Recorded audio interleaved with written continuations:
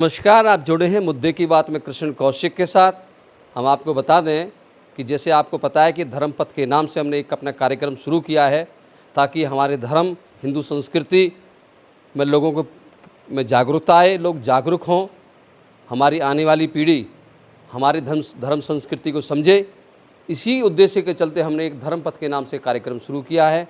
इसकी शुरुआत हमने 16 संस्कारों से की है, जो हर इंसान के जीवन से जुड़ा हुआ मामला है, हर इंसान के जीवन से जुड़ी हुई बात है। पूरे जीवन 16 संस्कारों से होकर गुजरता है।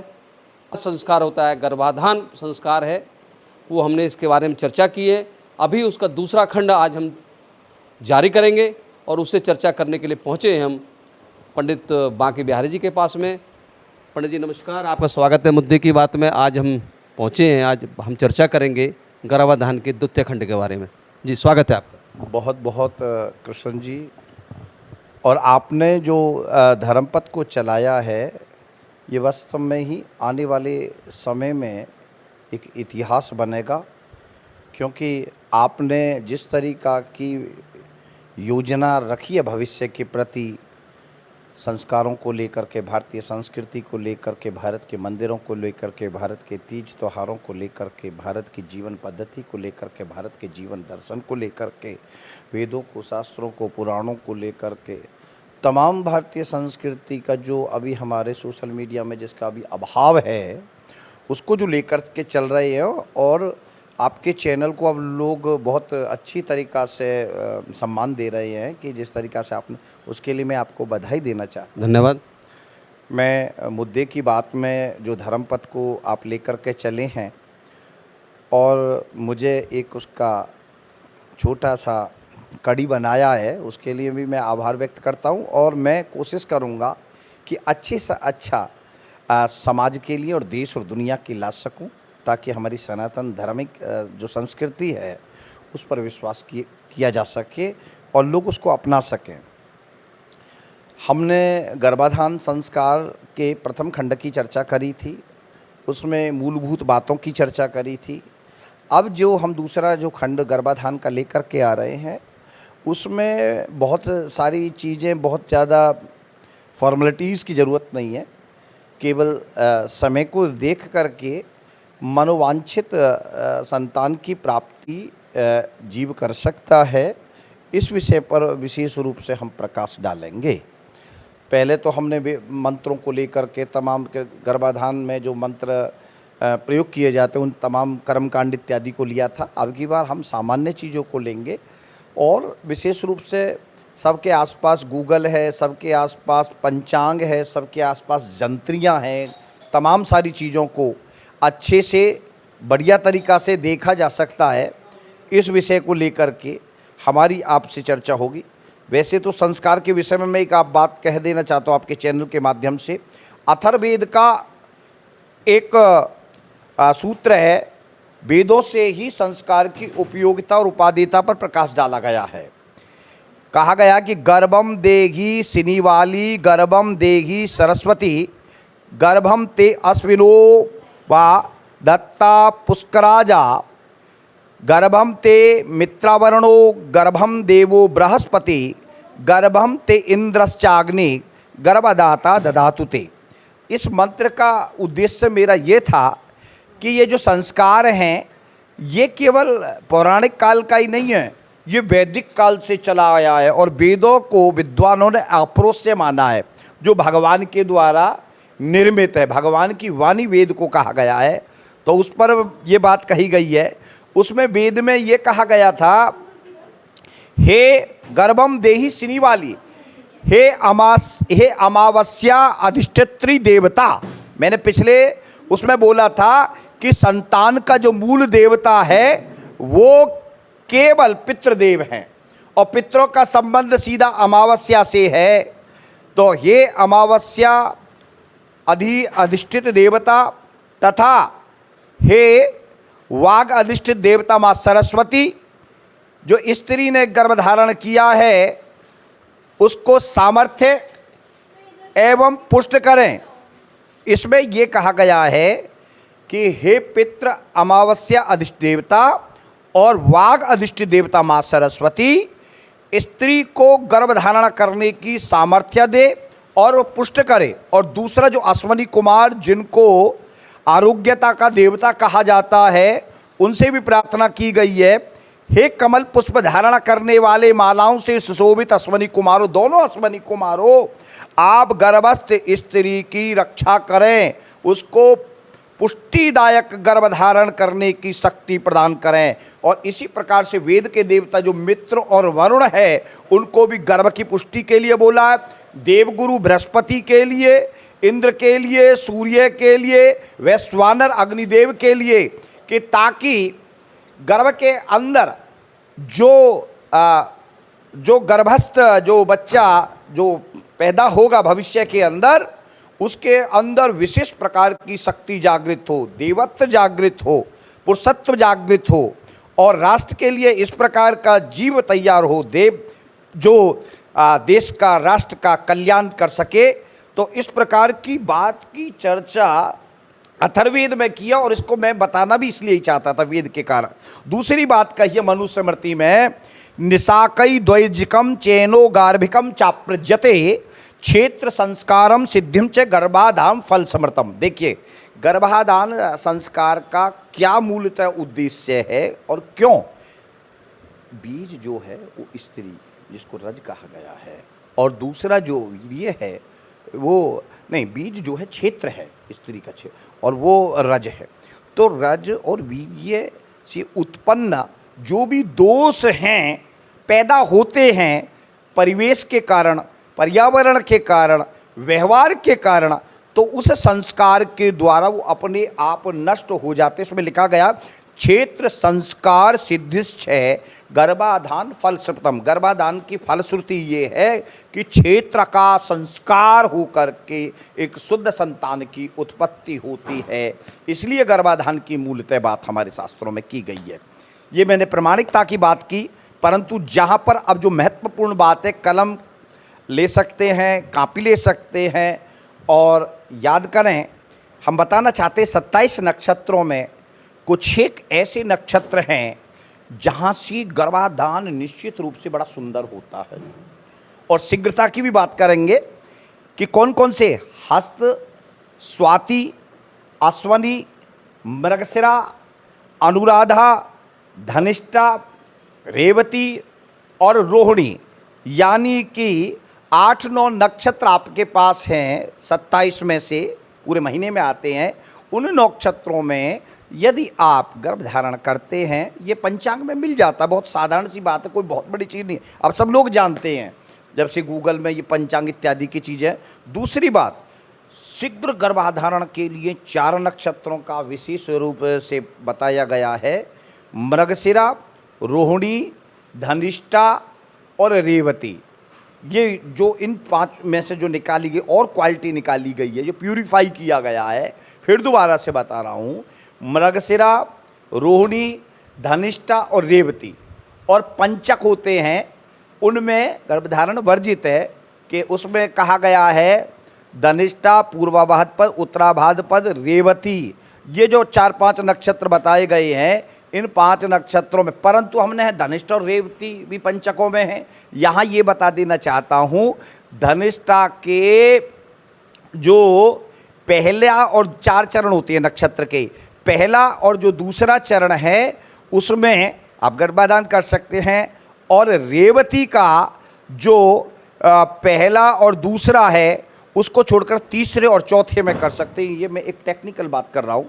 हालांकि रेवती और धनिष्ठा दोनों पंचकों में हैं, शास्त्रों में मना करा गया, पंचकों में नहीं करना चाहिए, परंतु धनिष्ठा की जो टेक्निकल बात कही गई है, दोबारा से, धनिष्ठा का प्रथम और दूसरा चरण और रेवती का तीसरा और चौथा चरण, ये ऐसे नक्षत्र हैं जिनमें अच्छे अच्छे गर्भ धारण करने की बड़ी सामर्थ्य होती थी। पहले वैद होते थे, ज्योतिषी हुआ करते थे, अब यहाँ समस्या सब कुछ है ही नहीं, कुछ भी किसी के पास।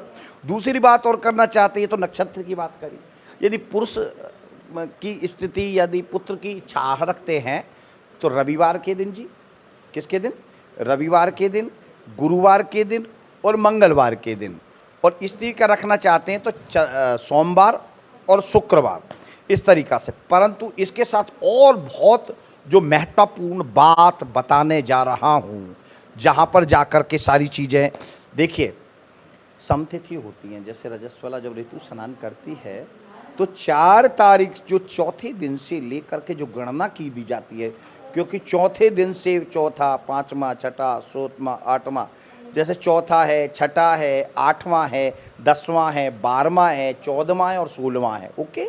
और 5वां है, 7वां है, 9वां है, 11वां और 13वां नहीं करना, 9वां, 15वां, 11वां, 13, तो इन सब की एक एक टेक्निकली पॉइंट पे बात करूंगा मैं इससे, तो वो बता देना चाहता हूँ इस बात को किस प्रकार से ये देखना चाहते हैं। देखिएगा किस तरीका से आपको सबसे बात बड़ी ये है कि चौथे दिन यदि कोई महत्वपूर्ण ज्योतिष की बात है और साधारण औरतें जानती हैं, जो बड़ी पुरानी स्त्रियां हैं, जो चौथे दिन अगर हम ऋतु स्नान के समय करेंगे तो संतान अल्पायु और गुणहीन और दरिद्र होगी। ये बड़ी महत्वपूर्ण बात समझ लें, फिर दोबारा समझ लें, ये बड़ी गंभीर बात है कि जब रजस्वला स्त्री है और वो चौथे दिन यदि संपर्क में आती है अपने पति के और वहाँ से गर्भाधान होता है, तो आप निश्चित माने कि अल्पायु, गुणहीन और दरिद्र पुत्र पैदा होगा।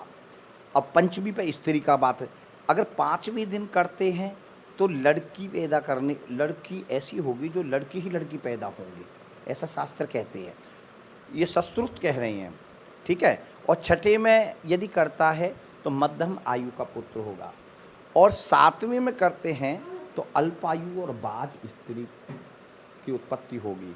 हम 8वें में करते हैं तो सौभाग्यशाली, ऐश्वर्यवान पुत्र पैदा होगा।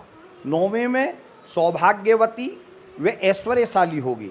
10वें में हर कार्य में क्षेत्र, प्रवीण, दक्ष, मेधावी होगा। 11वें में, ये बहुत महत्वपूर्ण बात है, 11वें में यदि करते तो अधर्मी और चरित्रहीन स्त्री जो वर्णशंकर संतान पैदा करने वाली, और 12वें में करते हैं तो सर्वश्रेष्ठ पुत्र होगा। 13वें में करते हैं तो मूर्ख, पापाचरण करने वाली, कुल को नष्ट करने वाली, कुल को बदनाम करने वाली, और 14वें में करते हैं तो धर्मात्मा, कृतज्ञ, विद्वान और अच्छा जो समाज को यश देने वाला, राष्ट्र की सेवा करने वाला व्यक्ति होगा। और 15वें में करते हैं तो पतिव्रता, परम सौभाग्यशालिनी, जगत का कल्याण करने वाली और अच्छे पुत्र को पैदा करने वाली पैदा होगी।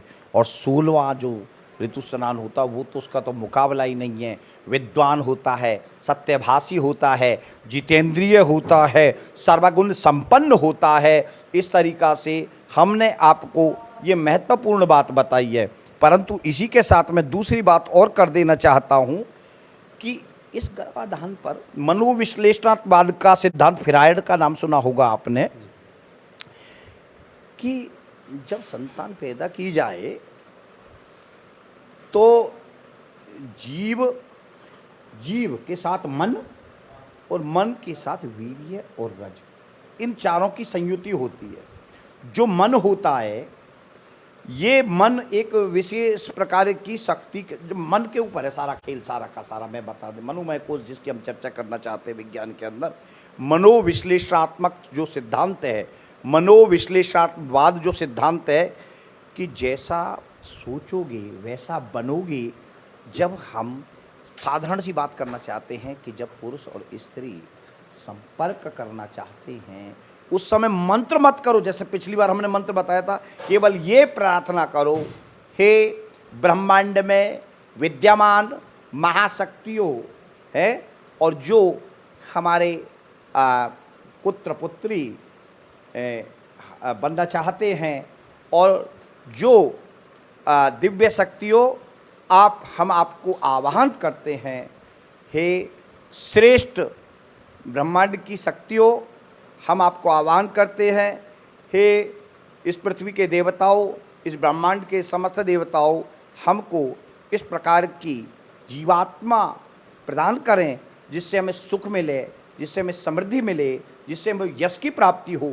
इस भाव के साथ जब पुरुष और स्त्री करेंगे तो निश्चित रूप से डेफिनेटली जो संस्कार की हम चर्चा कर रहे हैं बार बार, वो संस्कार वास्तव में ही संस्कार होगा, क्योंकि फ्रायड का सिद्धांत भी है। और दूसरी बात कहते हैं कि जो ये ऐसी संवेदनशील स्थिति होती है, जैसे आप मोबाइल है ये चल रहा है या टीवी चल रहा है, ये कोई डायरेक्ट फोटो नहीं आ रही हैं, इसमें क्या आ रहा है, तरंगें जो हैं, ये जो तरंगें हैं, इन तरंगों से ये तो डायरेक्ट चल रहा है, परंतु इसको आप जब लाइव करेंगे तो सारे जो लोग देख रहे हैं वो तरंगों के माध्यम से देखेंगे हम सब लोगों को। तो वो तरंग जो हैं, जितनी अच्छी आपकी इच्छा विलिंग्स पावर होगी, जितनी इतनी मनोइच्छा शक्ति होगी, यही वास्तव में एक श्रेष्ठ सोच का नाम ही गर्भाधान संस्कार शास्त्रों में कहा गया है। ये मनोविश्लेषणात्मक का सिद्धांत है, क्योंकि गर्भधारण। और दूसरी बात और कही है, जैसे सीता जी जब गर्भधारण कर लिया था और लवकुश उनके, तो पहले तो वो बड़े परेशान थी, तो बाद उन्होंने कहा था भारद्वाज जी ने, क्या कर रहे हो, अगर आप ऐसे ही पश्चाताप करते रहे तो बच्चे पर क्या असर पड़ेगा। तो उन्होंने फिर उन सब चीज़ों का परित्याग करके जंगलों में मेहनत करी, उन आदिवासियों को पढ़ाया, सात्विक अनिक, मतलब ऐसी कोई चीज़ नहीं छोड़ी जो उन्होंने नहीं करी हो। हालांकि कहते हैं कि डॉक्टर भैया आराम कराओ, आराम, नो, आराम नहीं कराना है, आराम नहीं कराना है, क्योंकि आराम कराओगे तो उसका बहुत बड़ा असर पड़ेगा, ये डेफिनेटली मान लें। कैसे, अब ग्रहण में आप कहते हैं कि गर्भनी होती है, भाई गेरू लगा दो, नाखूनों पे गेरू लगा दो, कुशा लगा दो, भगवान का भजन करे, सोए नहीं, क्योंकि वो इतना संवेदनशील समय होता है कि यदि बच्चे पर यदि कोई इस तरीका की कोई हरकत कर दी तो निश्चित रूप से उस बच्चे पर असर पड़ता है। ये शास्त्रोक्त बात है, वैज्ञानिक बात है, सबने प्रत्यक्ष देखी भी ये चीज़ है। कोई काट रहा, कोई सब्जी काट रहा तो पता लगे बच्चे के निशानी कटी आ रही है, ये चीज़ें देखी गई हैं। तो मेरा अभिप्राय यहाँ पर एक और बहुत बड़ी बात कहना चाहता हूँ, भारतीय शिक्षा नीति जो चल रही है इस समय 2020, उसमें चरित्र निर्माण पर सबसे ज़्यादा बल दिया जा रहा है। संस्कार मूलक शिक्षा की बात की जा रही है, नैतिक शिक्षा की बात कर रही है, परंतु मैं चाहता हूं कि शिक्षा नीति के अंदर संस्कारों को भी अगर अच्छी तरह से समाविष्ट किया जाए तो ये अपने आप में बहुत बड़ी बात होगी। जैसे कि मैं पिछले बार में मैंने बोली थी कि अन्नमय कोश, प्राणमय कोश, विज्ञानमय कोश, नहीं मनोमय कोश, विज्ञानमय कोश और आनंदमय कोश, जिसकी यूनेस्को ने भी परिचर्चा की है कि पूरे भारतवर्ष ही नहीं पूरी दुनिया के अंदर इस विषय को लाया जाएगा। तो देश के अंदर जो युवा पीढ़ी के अंदर जो संस्कार आएंगे, जो गुण पैदा होंगे, वो अपने आप में देखने को ही बनेंगे। कैसे, मैं उदाहरण देना चाहता हूँ। गर्भिणी स्त्री को अन्नमय कोश की, अब तो होगी गर्भाधान के बाद गर्भ संस्कार, अंदर गर्भ संस्कार में 3 संस्कार अगले खंड में नहीं बता रहा मैं, इसमें हाँ इसी के खंड के अंतर्गत बताना चाहता हूँ। गर्भ संस्कार माने तो इसके अंतर्गत ये चीज़ आएगी, ज्ञान में हमने अभी अन्नमय कोश, लोग कहते हैं भाई सात्विक भोजन करना चाहिए। क्या करना चाहिए? सात्विक भोजन करना चाहिए। और हमारा अन्नमय कोश कब सुधरेगा? जब हम सात्विक भोजन करेंगे। ऐसे ही उसमें गर्भाधान के अंतर्गत जब गर्भिणी जब जिस चीज़ सात्विक भोजन को खाएगी, मिष्ठा, ये जो खट्टा है, तीखा है, मिर्चीला, तो उस पर बच्चे पर वही इम्पैक्ट पड़ेगा। और वो इम्पैक्ट जब पड़ेगा तो उसके प्राण, अन्न के बाद जो सीधा बात करने जा रहा हूँ प्राणमय कोश, उसके प्राणों के लिए कुठाराघात पैदा हो जाएगा। अन्न में प्राण हैं, प्राण, अपान, व्यान, उदान, समान, कूकल, कुरुम, धनंजय, देवदत्त और नाग, ये 10 प्रकार के प्राण हमारे शरीर के अंदर विद्यमान है। अगर अन्न श्रेष्ठ होगा तो प्राण श्रेष्ठ हो जाएंगे। और प्राण जब श्रेष्ठ हो जाएंगे तो अपने आप में जो मन है ना, जो बच्चे का 4 महीने में मन और 6 महीने में बुद्धि बनती है सर, वो अपनी प्रबल हो जाएगी, श्रेष्ठ हो जाएगी। तो मनोमय जो कोश है, तो मनोमय कोश को शुद्ध करने के लिए गर्भिणी को प्राणायाम इत्यादि करना चाहिए, प्राणमय कोश को बजने के लिए। और मनोमय कोश के करने के लिए वेदों का, शास्त्रों का, पुराणों का, संगीत का गायन और आनंद लेना चाहिए जीवन के अंदर, क्योंकि मन ही सबसे सर्वश्रेष्ठ चीज़ है। मन को यदि मजबूत कर दोगे तो उसके बाद विज्ञान में कोश की चर्चा कर रहे हैं। विज्ञान बुद्धि का प्रतीक है और विज्ञान को बढ़ाने के लिए इसको ध्यान करना चाहिए। जितना प्रबल ध्यान होगा उतना ही अच्छा उसकी बुद्धि श्रेष्ठ होगी। विज्ञान को बुद्धि कहा गया। फिर दोबारा बोल रहा हूँ, अन्न में प्राण, प्राण में मन, मन में बुद्धि, बुद्धि मन विज्ञान में कोश, और विज्ञान के बाद अध्यात्म ब्रह्म तत्व की बात हो जाती है। यानी कि उसके अंदर गर्भ संस्कार के अंदर ही ये पांचों के पांचों संस्कार जो हम जीते जी कर सकते हैं, उसको हम उसमें कर करके एक श्रेष्ठ संतान की उत्पत्ति कर सकते हैं। ऐसा हमारा विश्वास भी है और ऐसा शास्त्रों का कहना भी है। इसके साथ हम 2 महत्वपूर्ण बात बताना चाहते हैं। एक तो हम ये बता देना चाहते हैं कि कहाँ वर्जित करना है इनको। जैसे कि अब मैंने 5 नक्षत्रों की चर्चा करी थी, पंचकों में नहीं करना है। कृष्ण पक्ष की अष्टमी और चतुर्दशी सबको पता है, कब कृष्ण पक्ष और शुक्ल पक्ष 2 होते हैं। कृष्ण पक्ष की अष्टमी, चतुर्दशी, अमावस्या, श्राद्ध, नवरात्र, पूर्णिमा, हमारे त्योहार, संक्रांति काल, ग्रहण काल और विशिष्ट रूप से संध्या काल। फिर दोबारा बोल रहा हूँ, ये जितने भी चीज़ें हैं इसमें नहीं गर्भाधान करना चाहिए। यदि इस प्रकार से होता है तो आप निश्चित रूप से समझिए संतान मूर्ख, कमज़ोर, लाचार, बुद्धिहीन और यश को बिगाड़ने वाली होती है। ये सबसे महत्वपूर्ण बात। दूसरी मैं अब ज्योतिषियों के लिए बात करने जा रहा हूँ। थोड़े से आपके जो लोग पंडित लोग होंगे, विद्वान लोग होंगे, मैं एक और चर्चा करके अपनी बात को विराम देता हूँ कि ज्योतिष का थोड़ा सा पॉइंट ज़्यादा बड़ा नहीं है। एक्चुअल में क्या है कि स्त्री और पुरुष की राशि से हमारे क्षेत्रों में चंद्रबल को देखा जाता है। Very simple. जैसे सर बांके बिहारी है तो वृष राशि हुई तो 2, 3, 4, 5 और सिंह राशि में चंद्रमा तो चौथा चंद्रमा हो गया, समझ रहे। धनु राशि में होता अष्टम में हो गया, तो ये सब लोग जानते हैं। तो जब गर्भाधान करना हो तो अपनी राशि से 4, 8, 12 चंद्रमा नहीं होना चाहिए। दूसरी बात, गर्भाधान के समय अगर विद्वता वाली बात जो पिछले चरण में हमने बात बताई थी, राजा वाली और उस वाली पंडित वाली, है नहीं, तो उसको थोड़ा सा है। सूर्य, गुरु और शुक्र, बुध यदि गर्भाधान लगन में हो तो जो संतान होती है वो गर्भ तो पुष्ट होता ही है, मजबूत होता है, उसको तो रक्षा भगवान करेंगे ही करेंगे, परंतु एक श्रेष्ठ संतान उत्पन्न होती है। ये सबसे बड़ी बात है।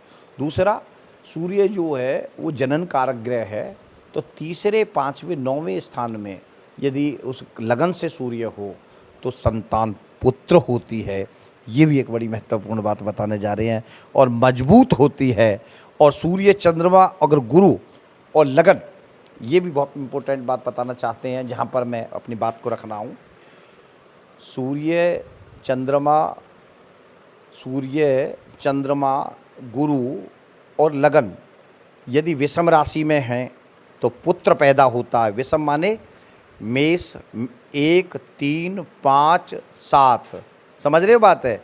मेष राशि, मिथुन राशि, सिंह राशि, तुला राशि, धनु राशि और कुंभ राशि, ये जो हैं, ये इतनी राशियां जो हैं, ये एक तरीक़ा से ये विषम राशि हैं, ओके।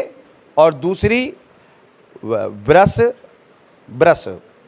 कर्क, कन्या, वृश्चिक, मकर, ये राशि और मीन, ये सम राशि हैं, ओके। अगर इनमें, फिर दोबारा बोल रहा हूँ, सूर्य, चंद्रमा, गुरु यदि विषम राशि में हो तो पुत्र होने की परम संभावना होती है। और यही अगर राशि सम राशि। धन्यवाद पंडित बांके बिहारी जी।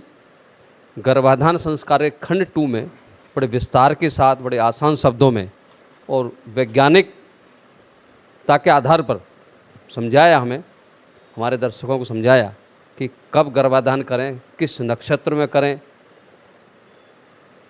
किस तिथि को करें, ताकि हमारे घर में आने वाली संतान बुद्धिमान हो, श्रेष्ठ हो, बलिष्ठ हो, संस्कारिक हो। क्योंकि आज के युग में हम अपने संस्कारों से भटक गए हैं। गर्भाधान संस्कार क्योंकि एक वो संस्कार है, क्योंकि ये यहाँ एक बीज, ये समझ लीजिए कब जो पौधा पैदा होता है तो ये उस पर डिपेंड करता है कि बीज और ऊपर किस तरह से किया गया है। तो बड़े विस्तार से बताया। अगले खंड में हम गर्भ संस्कार के बारे में चर्चा करेंगे, क्योंकि 2 खंड में हमने आपसे चर्चा की गर्भाधान संस्कार की, जो एक महत्वपूर्ण संस्कार है। हमारा सभी से यह अनुरोध है, हमारी पीढ़ी, आने वाली पीढ़ी कैसी हो, ये हमें तय करना है, क्योंकि हमारी संस्कृति में वो सब कुछ छिपा है। अगर पहले महाराणा प्रताप पैदा हुए, महारानी लक्ष्मीबाई पैदा हुई, सुभाष चंद्र बोस पैदा हुए, जितने ही महापुरुष पैदा हुए कहीं ना कहीं ये इसके पीछे गर्भाधान संस्कार की एक महत्वपूर्ण भूमिका रही है। तो आप अगर चाहते हैं आपके घर में भी एक ऐसी संतान आए जो ना केवल आपका नाम रोशन करे बल्कि देश दुनिया में देश का नाम रोशन करे, इस समाज को सुशोभित करे, इस समाज को अपने संस्कार से, अपने व्यवहार से महकाए, तो ज़रूर इसका पालन करें। आप जुड़े हुए थे हमारे साथ जुड़े रहने के धन्यवाद। अगले चरण में हम आपसे चर्चा करेंगे गर्भ संस्कार की। धन्यवाद।